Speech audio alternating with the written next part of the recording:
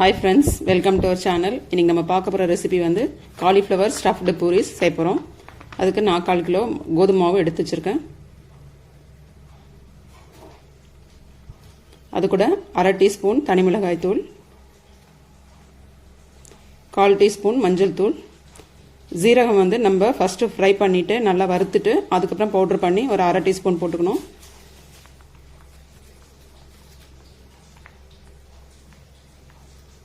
தேவையான அளவுக்கு உப்பு, 2 ஸ்பூன் நம்ம சன்ஃப்ளவர் ஆயில் எடுத்துக்கலாம். நல்லா போட்டு கலந்துக்கலாம். அப்புறம் ஒரு 3/4 கிளாஸ் அளவுக்கு தண்ணி ஊற்றி நல்லா பிசைஞ்சிக்கலாம். மாவு ரெடி பண்ணிக்கலாம். இப்போ நம்ம ஸ்டஃபிங் ரெடி பண்ண போகிறோம். அதுக்கு வானலில் 3 ஸ்பூன் அளவுக்கு எண்ணெய் போட்டிருக்கேன். இப்போ நம்ம காலிஃப்ளவரை வார்ம் வாட்டரில் வாஷ் பண்ணிவிட்டு அதுக்கப்புறம் சின்னதாக கட் பண்ணி வச்சுருக்கோம். 2 கப் அளவுக்கு காலிஃப்ளவர் போட்டுக்கலாம்.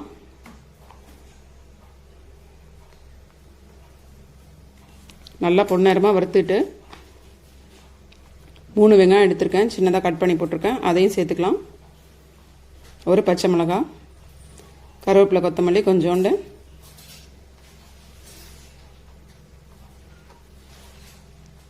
கால் டீஸ்பூன் மிளகாய் தூள், 1/4 டீஸ்பூன் மஞ்சள் தூள், 1/2 டீஸ்பூன் கரம் மசாலா, காலிஃப்ளவருக்கு தேவையான அளவுக்கு உப்பு, 3 ஸ்பூன் தேங்காய் துருவல், அதெல்லாம் போட்டு நல்லா வதக்கிக்கலாம்.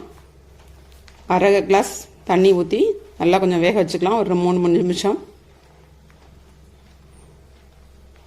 இப்போ ஸ்டஃபிங் ரெடி ஆயிடுச்சு. நம்ம மாவு உருட்டியாச்சு. இப்போ நம்ம உள்ளார 2 ஸ்பூன் அளவுக்கு போட்டுட்டு நீட்ட வாட்டத்தில் ப்ரெஸ் பண்ணி விட்டுக்கலாம்.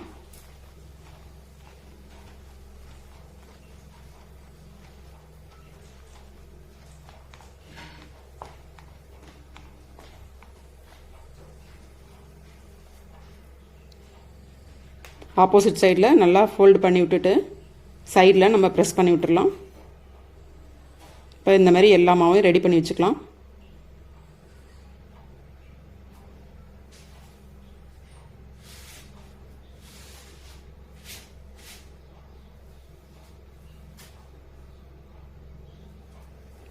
பாருங்கள், இப்போ ரெடி பண்ணியாச்சு.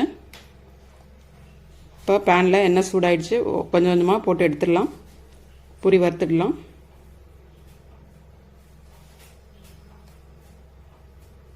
ஒரு 2 நிமிஷத்தில் திருப்பி போட்டுடலாம். மீடியம் ஃப்ளேம்லேயே வச்சுட்டு பண்ணுங்கள்.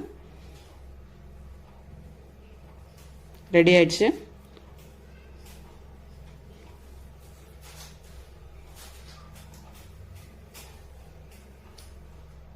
ஃப்ரெண்ட்ஸ் பாருங்கள், இதுதான் காலிஃப்ளவர் ஸ்டஃப்டு பூரிஸ். நீங்களும் ட்ரை பண்ணுங்கள், என்ஜாய் பண்ணுங்கள், லைக் பண்ணுங்கள், ஷேர் பண்ணுங்கள். ஹைடெக் ரெசிபி சேனலுக்கு மறக்காமல் சப்ஸ்கிரைப் பண்ணிவிடுங்க. டேஸ்ட்டு ரொம்ப நல்லா இருக்கும்.